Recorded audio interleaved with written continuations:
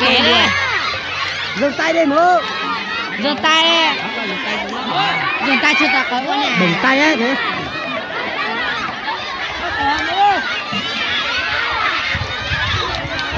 Đây là móc kia ơi.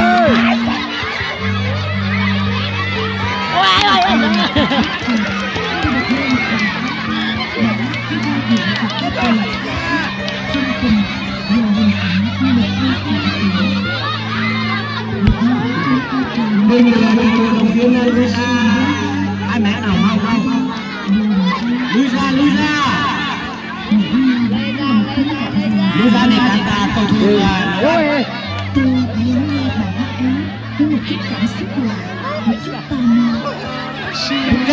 Lui ra, mau.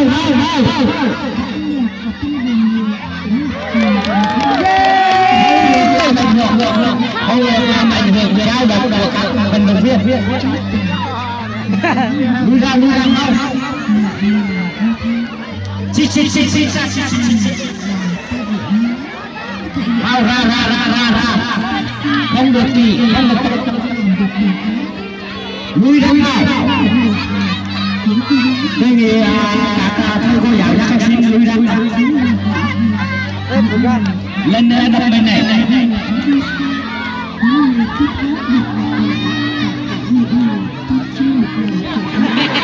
Đi đâu?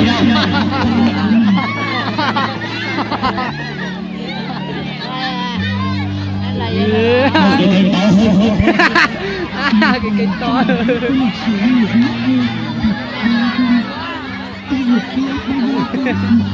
Lui ra mau để cho các vận động viên nấu ăn. Cây tóc lên cây này thôi. Lui ra thôi. Lui ra. Kể cả cái giá trùng mau ra.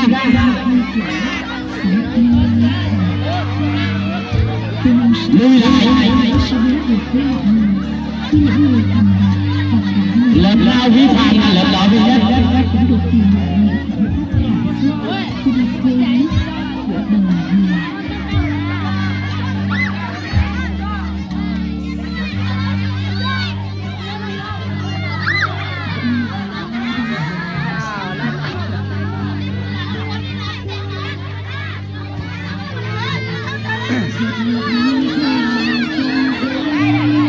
Không cười lên Minh ơi.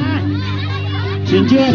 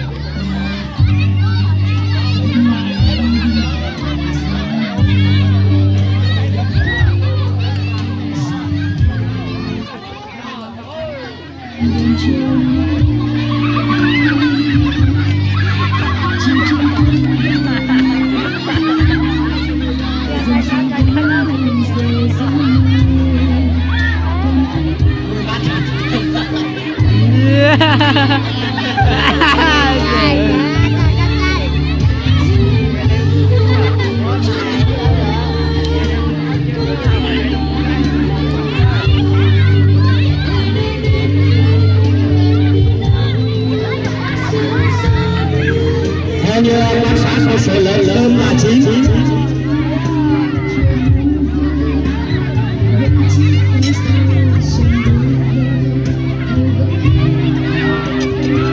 Lớp nào cũng không.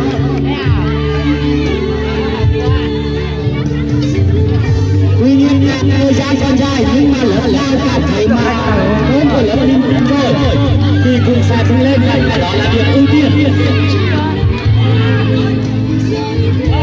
Ưu tiên cho lớp mà không lên xuống. Nói xem mọi người tao xa.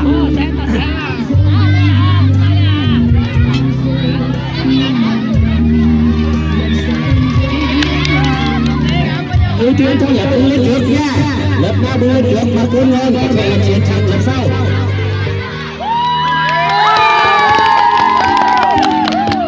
Ôi